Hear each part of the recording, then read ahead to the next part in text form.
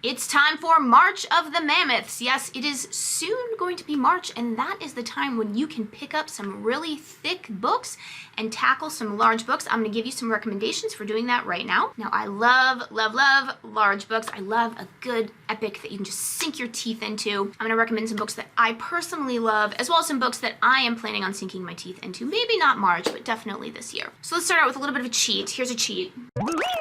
So this is a nice large book, but it's actually 7 books. It's Jane Austen, all 7 of her novels. You know, sometimes I just like to just go all in, right? I did read Jane Austen in high school and college just like everybody else, but it's been a while. I do forget a lot of what happened. So I am this year going to read all 7 of these books again, but since this is a nice, beautiful addition, I'm probably gonna be sitting at my kids' swim practice and reading this for a good portion of this year. Here are some other thick ones. 11/22/63 by Stephen King. This is a large book. If you've never read Stephen King, if you don't like horror but you want to know what Stephen King is all about, this is a great place to start. This is a time travel story. It is about a man who goes back in time and tries to stop the JFK assassination. Then you could also go, if you want to add some Harry Potter into March of the Mammoths. These are some large books. Let's see, this is Harry Potter and the Half-Blood Prince, and it is 650 pages. Obviously, the whole series itself is quite long. A beloved classic. Now this, Les Miserables. This is something that I am currently reading right now. I am about 600 pages in. I thought I could read it in a month, but it is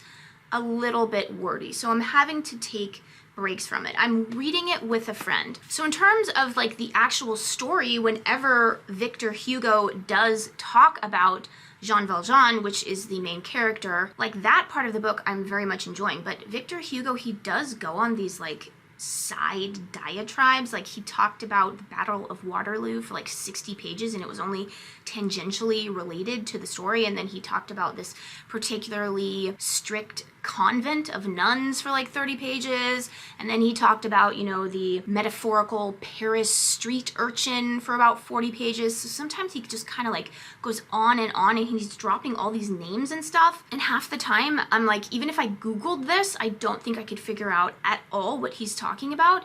So there is a lot of like looking up words with this book, a lot of looking up historical references. Sometimes I just give up and I just pass along. So I'll have to finish this book to let you know if I actually do like it. So far, I would say the reading experience has been a little bit painful, but I'm determined to finish it simply because I'm reading it with a friend and we are like texting back and forth being like, what the F is this? And since we are talking about French novelists, I mean, Monte Cristo, The Count of Monte Cristo by Alexandre Dumas. Now, if you want to go into a long classic that you can easily finish, that you're going to be turning the pages, try this one. This one is fantastic. I've heard it described as the fastest 1,200 pages you will ever read. That is a great description. Obviously, famously about a man, Edmond Dantes, who is wrongfully imprisoned and then he escapes from prison and becomes the Count of Monte Cristo after he finds an absolutely fabulous giant treasure on the island of Monte Cristo. But I love this book, and if you're looking for a nice meaty classic to dig into during this March of Mammoths, try this one. And then another one of my all-time faves, Ken Follett, Pillars of the Earth. This is a historical fiction novel. It mostly surrounds, it's in the Middle Ages, and it mostly surrounds around the building of a cathedral, and it's about certain characters. There's not really one main character per se, but it's about these, you know, 5 or 6 main characters and their relationships with each other, and then their relationships with the building of this cathedral. Now, I will say that this book does start off slow, mostly because the character that he largely focuses on in the beginning, Tom Builder, I honestly just like could not stand that guy. I hated that guy. So it does get off slowly, but it's a fantastic love story, fantastic page turner, it's got fantastic villains, and then the way that everything comes together at the end is just brilliant. Absolutely recommend this one if you were looking for something to sink your teeth into this March. And then let's go with another one of my all-time favorites, The Lord of the Rings by J.R.R. Tolkien. Now, I love this book, and I say this as somebody who doesn't like fantasy. I just think that this is just one of the most beautiful stories. It's got beautiful characters, beautiful writing. I mean, we all know what it's about. We've probably all seen the movies. If you've seen the movie, read the book, because there was a slight change specifically at the end that I thought was quite curious, and that which I didn't necessarily agree with, but whatever. I'm not a filmmaker. I'm not a great storyteller. So they made their decisions to do that. But it is an interesting thing to talk about. So if you've never read this, it is just such a beautiful book and one of my favorite books of all time. Oh wait, I totally forgot these two books. I don't know how I forgot this. We've got two nice thick books here. This one is called Battle Royale by Kaushin Takami. Now it's a nice, let's see, over 600 pages, nice and thick. I've never read this book, but I did purchase it because I heard that it's basically The Hunger Games, the Japanese version.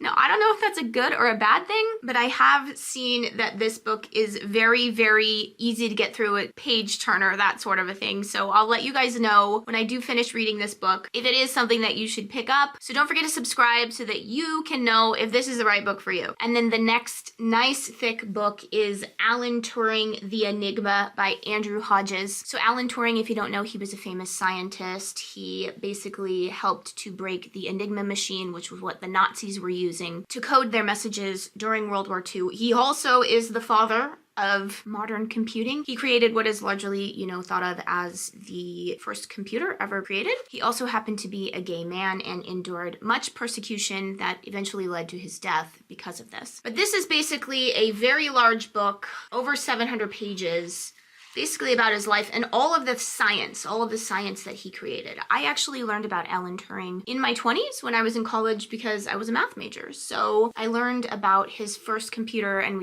I just remember having to do like a problem set related to it. But if you are interested in this historical figure as well as, you have like a science-y background, this might be a good, large, thick book for you to pick up.